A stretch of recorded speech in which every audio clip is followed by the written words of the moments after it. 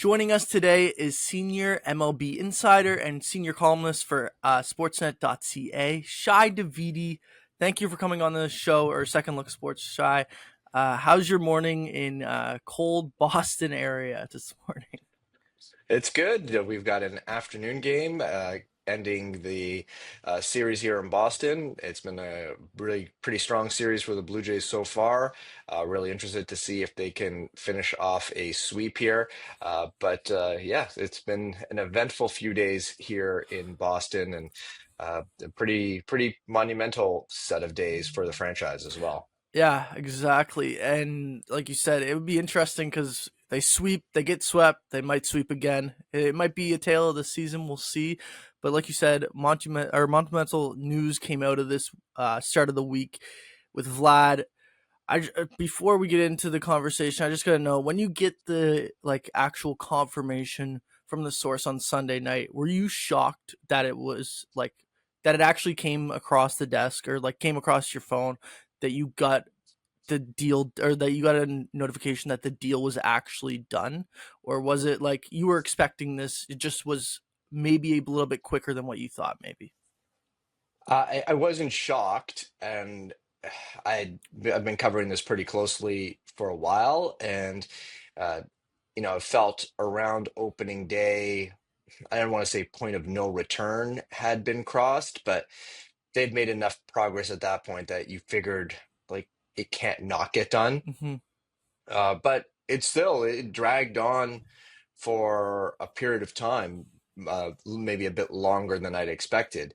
But this has been happening over such an extended span that I guess to finally get some finality on it, it's been a really slow build to it. So, I don't want to say surprised, but there were a lot of points along the way where it felt like it wasn't going to happen and Vlad was going to end up in free agency. But again, there was that dual motivation on both sides that ultimately you figure that they were going to have to find a way to one another. Hmm. Yeah, and Shai, you were able to break a lot of the stipulations kind of involved with the contract, and a lot of those is what kind of got me wondering about what was keeping this from happening or sooner. Was it just the number in general, the big 500 million number?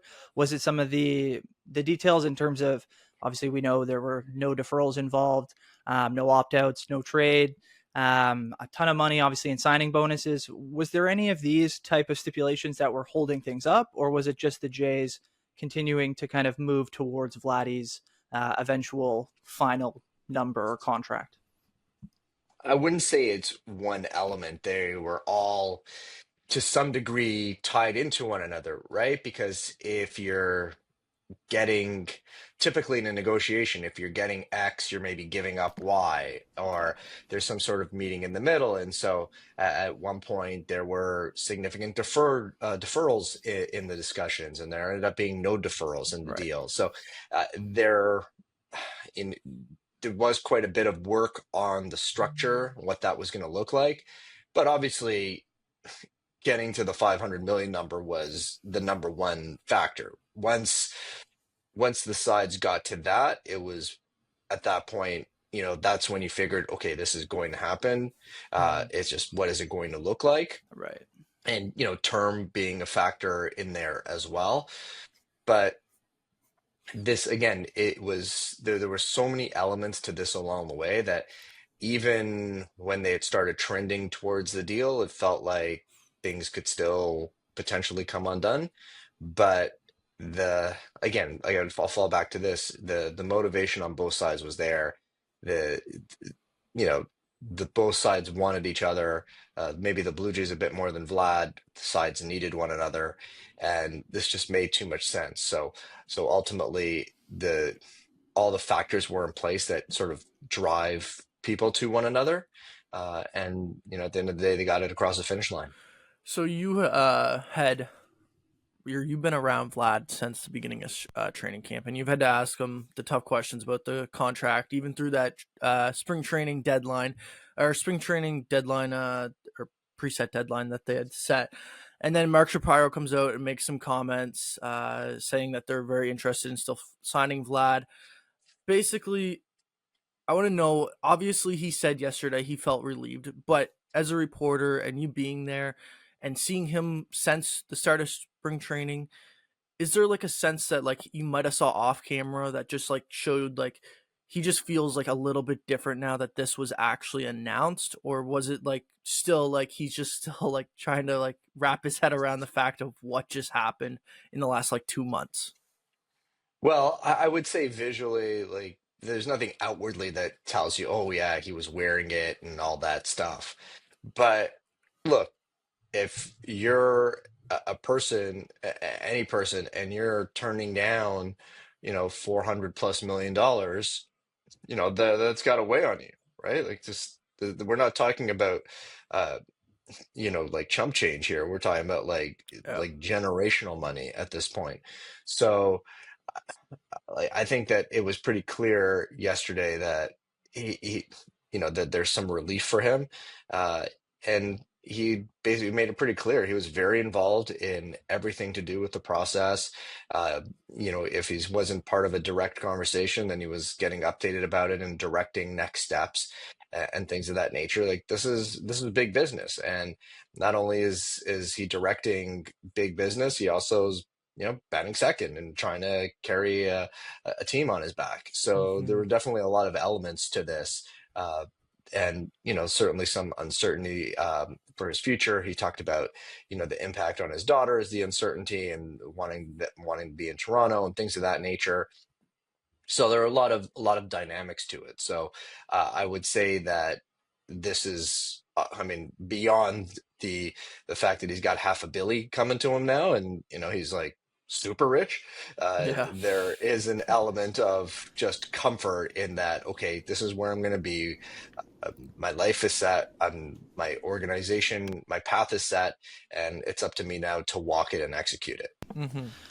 Yeah, so in that vein, Shy, we've seen Vladdy kind of, I'd say, up and down, I guess, to start this season. Would you attribute some of that to the negotiations, and do you expect him to kind of free up and start to fall into a groove, as he might have done anyway? But do you think this added layer of relief kind of adds to what he can do going forward now? Yeah, I mean, I don't want to turn correlation into causation, right? And oh, he was dealing with the contract, so that's why he's off to maybe a bit of a slower start. Yeah. To me, I think we've seen him at times, maybe especially the first maybe couple series of the season, swinging a bit bigger than he normally does, and that's not him.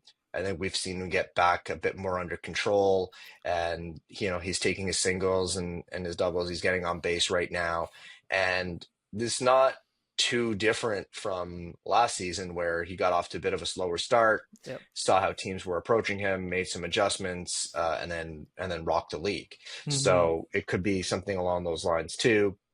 It's not just him.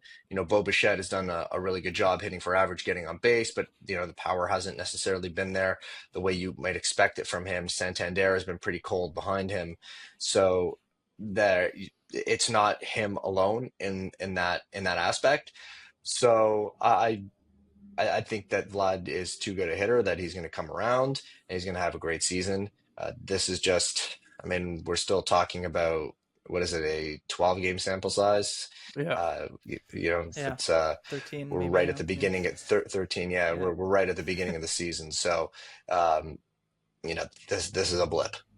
So I don't want to like, I don't know how to properly phrase this, but Toronto, if you know Toronto fans, you know that they're going to be angry either way. Like there was going to be angry fans that he's not signing or leaving in free agency, or there's going to be angry fans that he signed for $500 million for 14 years. I've gotten texts for both reasons in the last like 4 days. So my question is, were you shocked by the term, and do you think like Blue Jays fans are just gonna like look at the next 6 to 8 years of this deal and say, when we're looking back on it and say, wow, like this prime was really actually worth the $500 million? Because on the back end of the deal, who knows what he's going to do? He's probably going to slide into being more of a DH in the back half of his career than being an everyday first baseman. but like the next 6 to 8 years is really where it lies in this contract, in my opinion. And I wanted to know, is that where you are? And like the front office also has to do um their part, but for Vlad and where people lie on this deal, is that where you're thinking it has to happen for him? Okay, so let's break that down piece by piece. Yeah. So, uh, in terms of fan reaction, I'm not going to overgeneralize at all. I know a lot of people in my circle. I've obviously seen some of the reaction on social, but I know a lot of people in my circle are were very happy about it, right? And we're just like, I get messages like, "Oh, my kids don't have to watch their favorite player walk away the way I did," and there's a lot of that. Um, there are some people who are like, "Oh, this contract's not going to be great," and the reality is, any of these contracts, so the end of Juan Soto isn't going to Yeah. be great. The end of Shohei Ohtani isn't going to be great.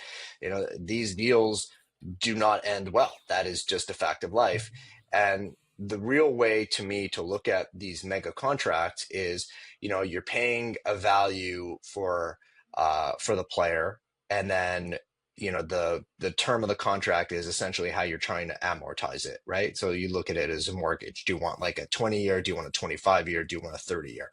And that's the way I look at term in these mega contracts.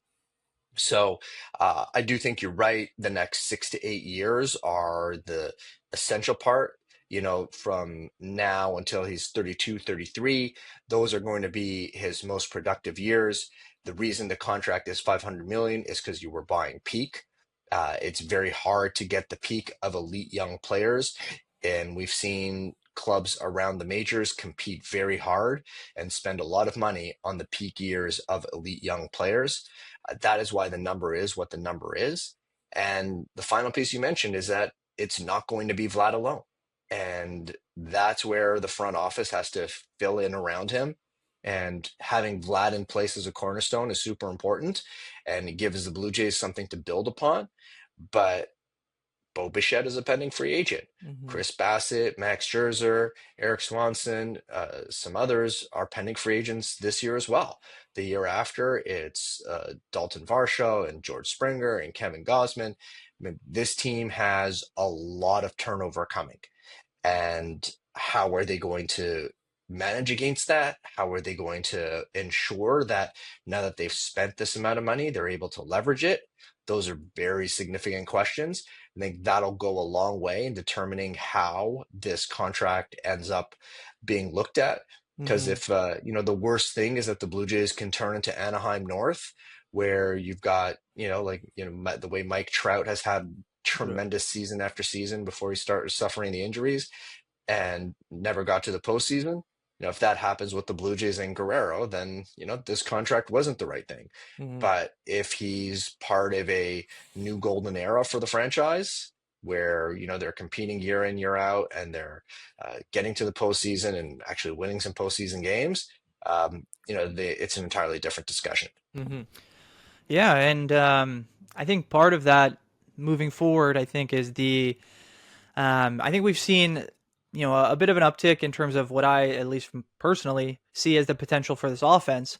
But I think for the Jays, what the most important thing this year in terms of getting to the playoffs and being a competitive team, I think, is on the pitching end and keeping teams to lower scores, not allowing as many runs, so that the offense, as good as it can be, can allow the team to win games. Obviously, for me, that starts with Kevin Gausman. We saw him last night. Fantastic outing. I think it was 10 Ks over 8 innings, just the one run to Boston. It feels like with all the news kind of going around about Vladdy and Bo, this guy just continues to pitch phenomenally every year, so consistent. Do you think Kevin Gausman's kind of falling under the radar there here in Toronto, or are we watching potentially one of the, I think maybe one of the best Blue Jays pitchers when it's all said and done, maybe of all time? Yeah, it's really interesting because he has been a tremendous pitcher over his time in Toronto, and maybe a little sneakily underappreciated, Yeah. just how steady he's been. Even last season when he didn't have his best year, uh, he's taking the ball, he's finding ways to for the most part keep the Blue Jays Mm-hmm. in games in what was a very un-Gosman like year. Yeah. Uh, I think. the for him, it's a weird juxtaposition from the outing against the Mets at the beginning of the road trip, Yeah. where there's zero strikeouts and he has to pitch around a lot of contact, to that outing where he just basically bullied the Red Sox Oh yeah. and overpowered them. So that's in there. I think one of the elements that's been at play for him have been some inconsistencies in his velocity over the past season and change, the corresponding decline in his K rate and his swing and miss. If his fastball is good, then his splitter is effective, more effective, and that's when you start getting the big strikeout totals. He definitely had that working for him. I think the Blue Jays have, to some extent, taken advantage a little bit of a Red Sox team that seems to be in swing mode a bit and are trying to be really aggressive, and maybe not handling it as well as they might be usually. But this was a Red Sox team that scored 36 runs against the Cardinals on the weekend, before the Blue Jays arrived, and they've been really effectively shut down through the first three games. So, look, I think Gosman is one of the best pitchers the Blue Jays have ever had, for sure. Uh, I think when a guy is acquired in free agency and there isn't sort of that legacy of postseason success to him, it's viewed differently than a homegrown pitcher, right? Yeah. Where, Dave Steve is of the franchise, Roy Halladay is of the Mm-hmm. franchise, Chris Carpenter, Kelvin Escobar are of the franchise. It's not the same with the guys that you bring in. I think, Jack Morris and Dave Stewart and say Mark Burley, they're here for shorter times, and it's not the totality of their careers. Mm-hmm. Like Marco Estrada, Yep. but they are remembered fondly. Gosman will definitely be in that group by the time all is said and done, and especially as we continue to see the development of starting pitchers change and the continued decline of the volume that starters can handle, especially young starters, we will definitely appreciate Kevin Gosman all the more. So next guy, probably is not in the same conversation. Won't be in the same conversation as Kevin Gosman for a long, long time. But Easton Lucas, two impressive starts to the year. Last outing against Boston, I gotta read it right here. 5.1 innings, or 5 and a third innings. Gave up 3 hits while striking out 8 batters. Pretty impressive. And his first start against the Nationals was also pretty impressive. What does he give to this rotation while Max Scherzer's on the IL? Like, does he give them a boost that no one thought they might get this early in the season? Well, not to the extent that he's provided it. Look, the Blue Jays liked him. They felt like there might be something there, and that's why they claimed him on waivers. And I remember talking to some people when he first came up, and they're like, just this might be better than you think.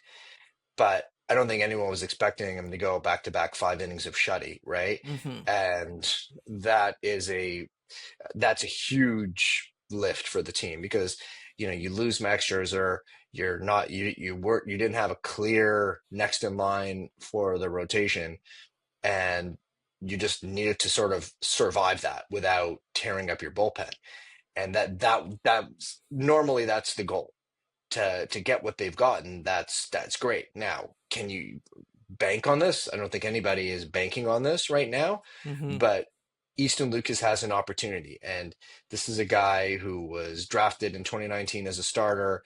Pandemic happens, he ends up in the bullpen right afterwards, and then he doesn't get a chance to start again Yeah. until he's claimed on waivers by the Blue Jays last summer, and in a pinch in Buffalo, ends Mm-hmm. up making some starts for them there. And the Blue Jays are intrigued enough. They're like, okay, let's keep this going.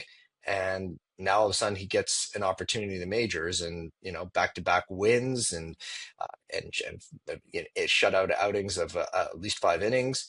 He's getting strikeouts. It's really an incredible story. So you need things like this to happen for to have the kind of season the Mm-hmm. Blue Jays are hoping to happen.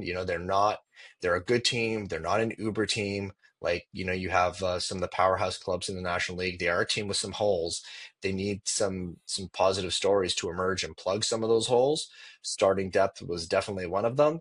And I don't think many people had Easton Lucas on their bingo card of coming in to, help paper over a big No. gap in the rotation. But here we are, and it's what the Blue Jays needed and a whole lot more too.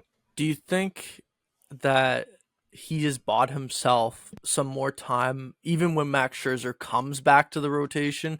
Do you see him still sticking around, or is it still at this point too early to say? We need to see like at least two more starts from Easton Lucas to really say whether or not he can be a big leaguer all season long. Yeah, I mean, it's a really interesting question. I mean, when Max Scherzer comes back, he's going into the rotation, right? It's Yeah. like he's not that's not a question. And then it becomes, okay, well, does is there what's the situation elsewhere in the rotation? Is there a health matter somewhere else? Does somebody else need a break? But can he, like, you look at it, and you're like, okay, this guy is a lefty who gets swing and miss. Um, can he harness that in a bullpen role? And I don't know if you necessarily want to shorten him up, but you're like, okay, well, having a lefty like that who can go 2+ innings, um, that's pretty useful as well. And he's like platoon neutral, which Hmm. is all the more important, especially in the three minimum batter days. So uh, given the way, we'll see what the bullpen composition looks like by the time Hmm. all that comes to pass. Maybe there is a need and Easton Lucas goes into the bullpen and stays there. Maybe the Blue Jays look at it and say, we want to keep the length intact. So he goes down to AAA Buffalo and is there in the event they need another starter. I just think for the Blue Jays, this is comforting to them to know Yeah. they have this kind of arm available to them, because one way or the other, you're going to need it in some place. So, uh, a lot can happen between now and when Scherzer returns. There's no real uh, timeline for Max yet, so it's going to be, you would think, at least a month, if not more. So there's runway here for Easton Lucas to really cement himself as a big leaguer if he Hmm. continues to pitch the way that he has. Hmm. Yeah, and Shai, you mentioned the bullpen. It feels like first of all, I think Lucas in the bullpen would be fantastic at some point. It would help them, I think, in terms of having a lefty and someone who can handle both sides of the plate as well. But so far, I've been very surprised and excited about the bullpen. Jeff Hoffman looks fantastic coming off of, his signing. Nick Sandlin, I think, again, another kind of underappreciated guy. We saw him come in late last night, get the save. Jimmy Garcia, of course, back with the team, looks good again to start the year. Feels like this team is finding kind of early on where maybe in past years things have kind of been more up in the air, but there seems to be more secure spots and everyone seems to kind of know what they want to do with the bullpen this year. Where do you see that kind of leading in the future? Do you think they need to pick up another arm? Do you think they need to kind of figure out who specifically is going to maybe run some of the earlier innings when they come into trouble? Where do you see the bullpen kind of in the state that it is right now? Yeah, I mean, I think you're right in that it's lining up better than it did certainly a year ago, and there's a few reasons for that. I think one, they did not have enough swing and miss in the bullpen last year, and that was a point of emphasis to get swing and miss stuff. This season, they've gotten that. They've gotten um, much better, much better leverage work and that's a result of guys who can miss bats and you just need that. The game's just too good right now that if you don't have that, there was one of the games in New York over the weekend where the Mets got a bunch of swing and miss during the later innings. And the Blue Jays did not, and the Blue Jays ended up losing that game, and that was really, really the difference. So the Blue Jays still do have some things to figure out. Is Brendan Little going to be the leverage lefty the Blue Jays need him to be? Is Mason Fluharty going to be that second lefty? Is it somebody else? Does Josh Walker get an opportunity in that role at some point? Eric Swanson, Dylan Tate, they're on the mend. They're going to be factors at some point this season, perhaps Ryan Burr as well. So the composition of the bullpen is definitely going to change over the course of the year, and it's going to look different than it does now. But I think, especially you mentioned Sandlin, he's sort of this Swiss Army knife in terms of roles, and you can use him in a fifth, sixth to kill a rally. You can use him against a pocket of lefties. If you need him in late leverage, the way the Blue Jays did on Wednesday, then yeah, you can use him like that as well. So he's a valuable piece, but it all comes down to, Garcia, Green, and Hoffman, and Hoffman is as dominant as a reliever as you can find, and it's been really fun watching him pitch so far. I got two questions left for you, Shy. I feel like it would not be right to have an interview and not talk about George Springer's hot start to the season, only because last year it looked like he was on the downward swing, and he looked like he was coming out of his prime. Didn't look like it was going to be any better for the next 2 years. But this year, did you see this start happening for him, or was this unpredictable even with his start in spring training? Yeah, I don't know that a lot of people saw this type of resurgence. And again, we're 2 weeks into the season, Yeah. so let's not draw too many conclusions. But he's absolutely carried this offense through the first beginning of the season here, and full credit to him, he's been tremendous. He's making hard contact. He's turning around velocity. He's crushing off speed. It's been really, really fun to watch. And, he made some changes. In talking to him, he understood that last season didn't go well, but, Hmm. he was looking for patches last year, and he found what he describes as a Band-Aid that, he applied, and he had a good stretch in June and July last year, but that band-aid wore off, and it wasn't enough to get him through wire to wire. So he made a number of changes. If you look at his setup this year, his front arm is lower, his back arm is in a position, Hmm. the bat starting point is a little bit different. It's leading uh, to some quicker contact points and getting him some better results.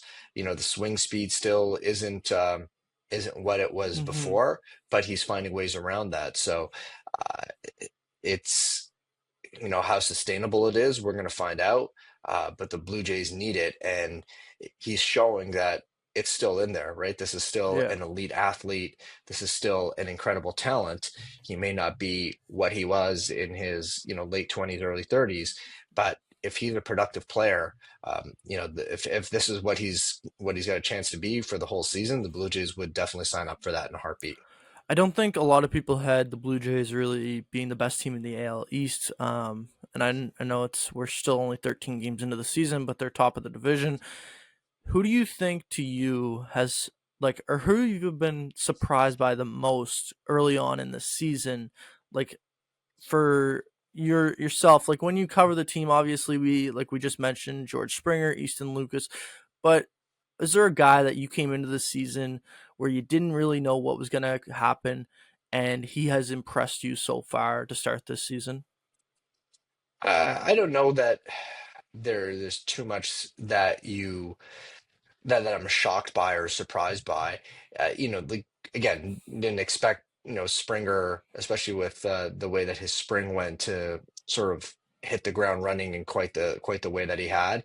And that's a definitely a pleasant surprise for the Blue Jays.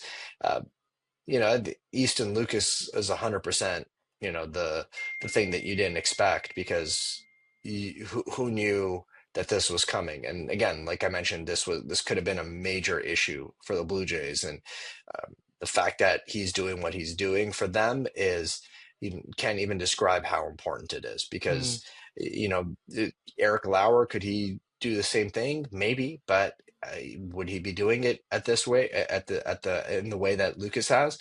I don't know. Jake Bloss needs some more time, yeah. and Yariel Rodriguez is moved into more of a sort of mid-leverage type of role, and so you lost the length in him. So the alternatives they're having been great. So to me, that's the biggest piece. I mean, maybe we've seen a little bit more Will Wagner at third base than I might have expected, and he's been really good and really comfortable playing third base at the big league level. That's an incredibly hard position to play. Uh, you can make the case that it's the toughest infield position to defensively, just because of the way that the ball comes at you and some of the spin that Mm-hmm. players have to deal with. Obviously, their shortstop is maybe a bit more demanding, but third base in a lot of ways is maybe more difficult. So I think that's a pretty good story for the Blue Jays. Alejandro Kirk has not picked up at the plate where he was in spring training, and that's an area of need for the Blue Jays. It's and very sneaky, again, small sample size, but really nice contributions from Tyler Heineman and Yeah. Nathan Lucas and Miles Straw. They've been exactly what you want your bench slash platoon players to be. Just productive in the spots where you use them. So um, it it's hard to predict. The regular season reminds you every year just how spring training in a lot of ways means nothing, Yeah. and we're definitely seeing that play out a little bit. Nathan Lucas had an unbelievable catch last night. It looked like a little bit of a Odell Beckham back in the day with diving his arm back. But yeah. Anyway, thank you for taking the time to join us today, Shai. It was a pleasure speaking to you about the Blue Jays. Hopefully, uh, they get the win tonight and get the sweep of Boston, and hopefully you can get out of the cold and get into a nice warmer hotel room. But yeah, thank you for joining us. All right, thanks, guys. Pleasure.